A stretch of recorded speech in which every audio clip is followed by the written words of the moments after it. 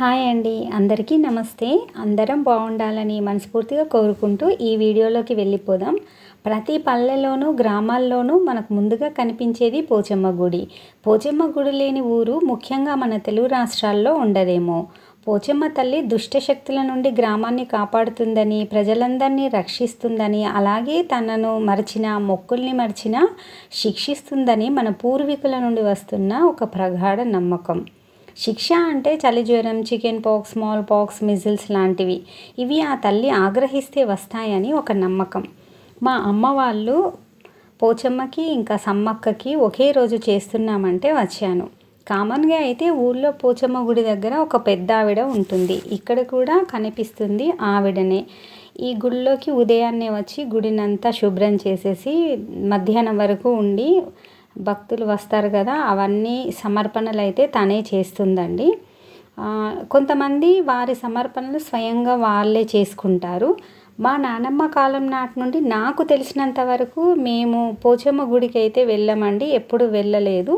కానీ మా ఇంట్లో పెద్దవారు, అక్కడ పనిచేసే పెద్ద ఆవిడ, ఇప్పుడు ఈవిడ ఉంది, ఇంతకుముందు ఇంకో ఆవిడ ఉండేది. ఆవిడని పిలిచి కొబ్బరికాయ, అగరబత్తి, పసుపు, కుంకుమ, బియ్యం, నూనె లాంటివి కొన్ని వస్తువులు, కొంత డబ్బును ఇస్తారు.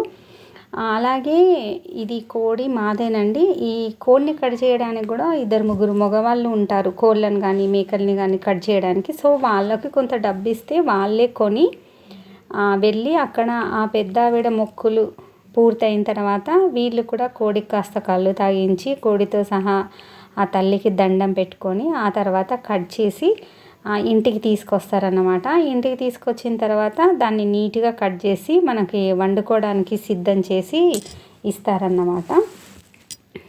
సో ఈ పోచమ్మలు అనేవి 2 రకాలని చెప్తూ ఉంటారు. నల్ల పోచమ్మ, ఎర్ర పోచమ్మ. నల్ల పోచమ్మ చాలా పవర్ఫుల్ అని అంటారు.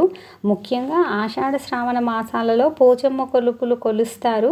వారి వారి ఆచార వ్యవహారాలను బట్టి బోనాలు, డప్పులు, కోళ్ళతో, మేకలతో, గొర్రెలతో చేస్తుంటారు.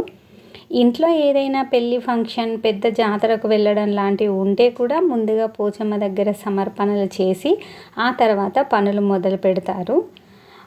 ఇంకా ఈ విగ్రహాలు అనేవి ఎక్కువగా మనకు చెక్కతో చేసే కనిపిస్తాయండి. చూడండి, ఇక్కడికి ఒక ఆవిడైతే వచ్చింది. సో తను స్వయంగా చెప్తుందన్నమాట ఏం చేయాలో. సో అలా కొంతమంది వారికి వారే వచ్చి చేసుకొని వెళ్తుంటారు అన్నమాట. కొంతమంది మాలాగా, కొంతమంది ఇలా.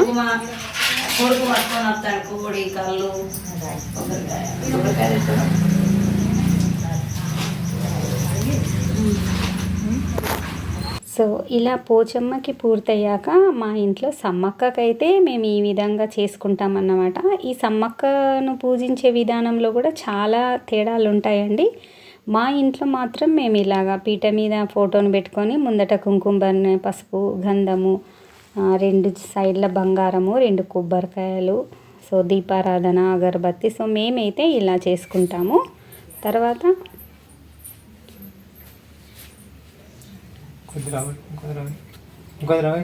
అది ఇట్లా అనాలేమో.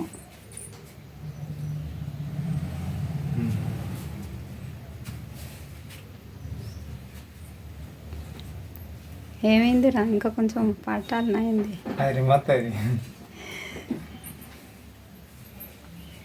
అది ఇట్లా అనాలి కదా, తడని అంటలేదు. ఇట్లేదో జడి తీర్చుడు ఏదో అంటారు కదా.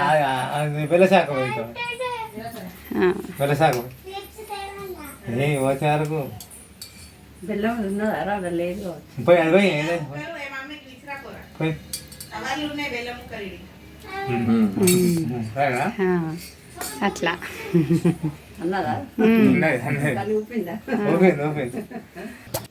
సో ఇలా తర్వాత కట్ చేస్తారండి.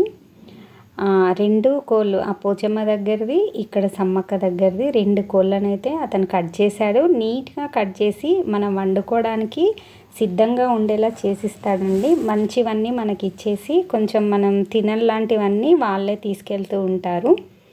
సో అలా నీట్గా కట్ చేసిన ఆ చికెన్ అంతా తీసుకొచ్చి మా అమ్మనైతే కూర వండేస్తుందండి. ఈ విధంగా మాకు ఇంట్లో అంతా హ్యాపీగా జరిగింది. 2 సమర్పణలు అయితే బాగానే జరిగాయండి. అటు పోచమ్మకు కానీ ఇటు సమ్మక్కకు కానీ చాలా బాగా జరిగింది. అంతా హ్యాపీగా ఫీల్ అయ్యాము. నాకు కొంత ఇన్ఫర్మేషన్ ఇవ్వాలి అనిపించి నాకు తెలిసిందైతే నేను మీకు చెప్పానండి. ఇదంతా అయ్యేసరికల్లా లంచ్ టైం కూడా అయిందండి. సో ఇంకా మేమందరం కిందే రౌండ్గా కూర్చొని సరదాగా మాట్లాడుకుంటూ సరదాగా హ్యాపీగా భోజనాలు అయితే చేశామండి. అంతా బాగా జరిగిపోయింది. మరి ఈ వీడియోపై మీ అభిప్రాయాన్ని తప్పకుండా తెలియజేయగలరు. మళ్ళీ నెక్స్ట్ వీడియోలో కలుద్దాం.